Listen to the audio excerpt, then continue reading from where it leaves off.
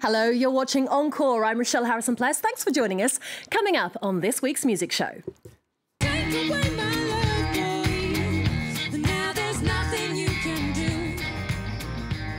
Mixing blues and folk with ethereal vocal harmonies, Sparky in the Clouds weave together different musical genres, different influences and different cultures to create their signature sound. The Anglo-French trio is here to talk about their upcoming album, Kings and Queens.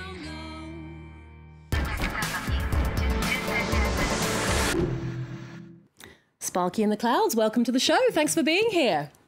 Now, Miranda and Bryony, you're sisters from England, and Mathias, you're French. You met here in Paris, but you come from very different musical backgrounds. How did you know that you had something special together? Well, initially when me and Miranda came here, we had a cousin. We have half English, half French cousins who put us in contact with many different musicians, including Mathias. And I think the initial feeling that we had something to do together comes from the fact that although we've had different musical backgrounds as children and growing up and studying, we kind of have a similar approach when it comes to our influences on contemporary music, contemporary dance, theatre, ways of deconstructing a bit music so that we come back to writing a pop song or a folk song with verse, chorus, but from an approach that's a bit like looking from a different angle. And I think when I met Mathias, I was like, well, we both have that approach, and that's really special to find that. Yeah. Did you feel the same way, Mathias? No. Exactly.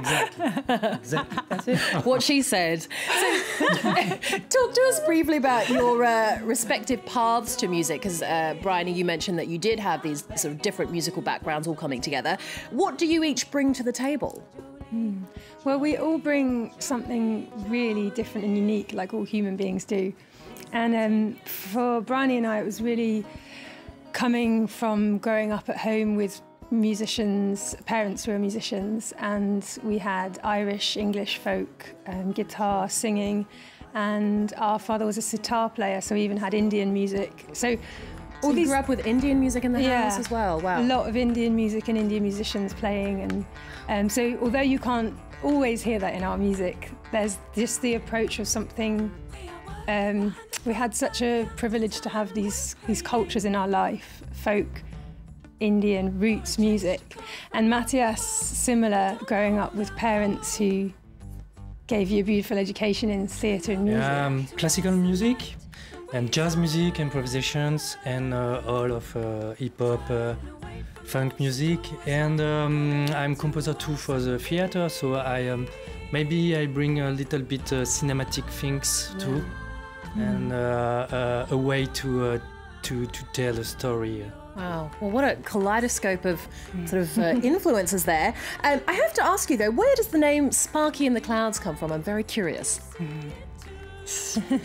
Well, it's important to say that we didn't think about the meaning when we chose the name, but the meaning came to kind of suit us in the end. Yeah. But initially it came from a joke when I was with other people and we were out in Bath in England, and we said we'd pretend to be in a band.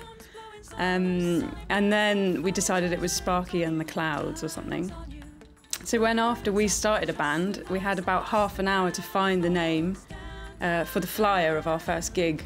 So, and that was it. What should we call it? Yeah, and it stuck. Sparky in the Clouds. It's one of those things. It just came, and then it stayed. And later on, we've understood it. Somehow names find you. And it's also that thing of the names being like Toots and the Maytals or something, but instead of that, we knew there was not one lead person in this band, so we had to make it Sparky in.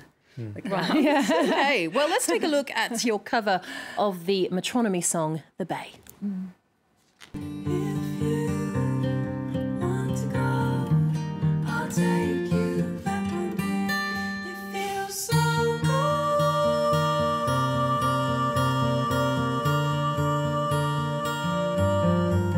In love.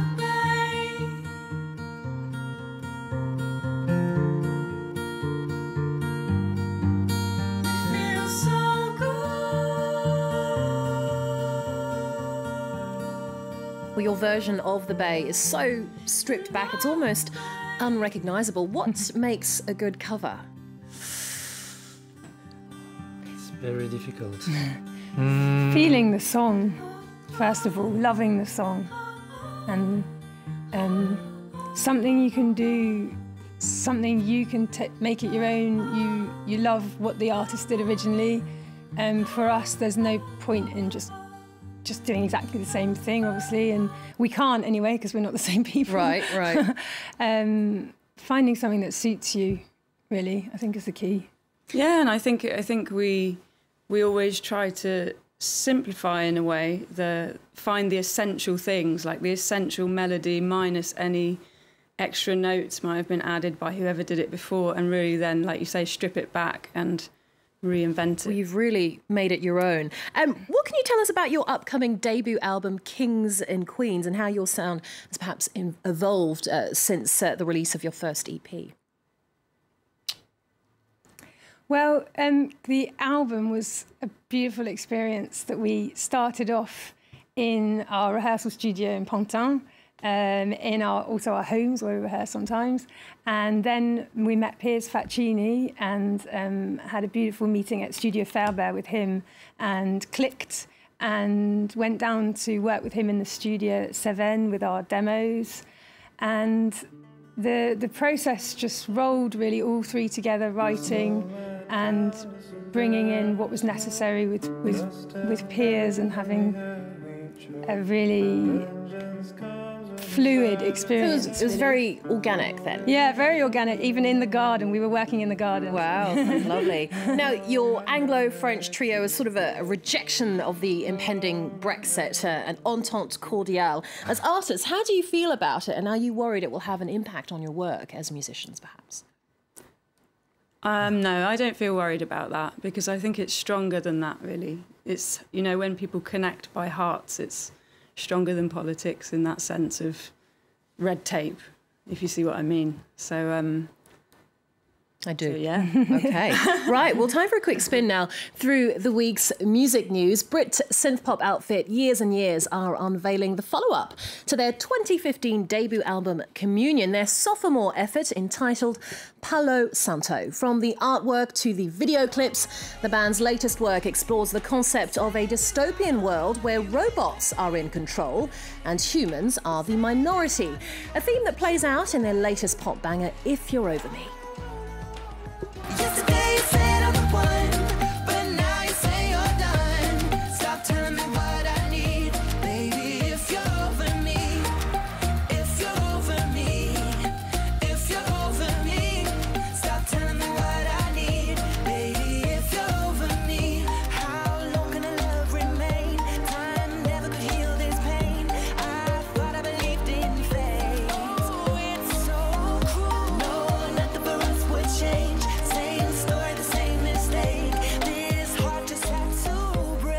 I was like, Next, Goldfrapp album Silver Eye racked up rave reviews when it dropped last year. A deluxe edition of the disc is being reissued, and spearheading the updated release is a sleek remix of the haunting, foreboding track Ocean, this time featuring guest vocals from Depeche Mode frontman Dave Gahan.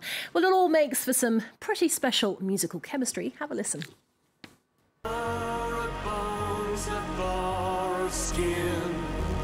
To save me from the hell I'm in, your fantasy.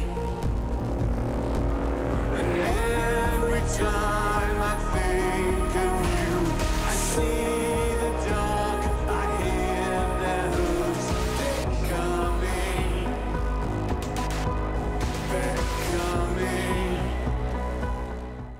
Well, that was Dave Gahan from Depeche Mode teaming up with Goldfrapp. Guys, who would your dream collaboration be with, an artist that you think you'd have some special musical chemistry with?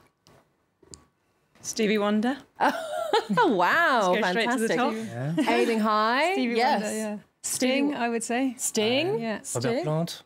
Yeah. Robert Plant. Wow. Well, let's see if we T-Bone can Burnett. Let's see if we can make that happen.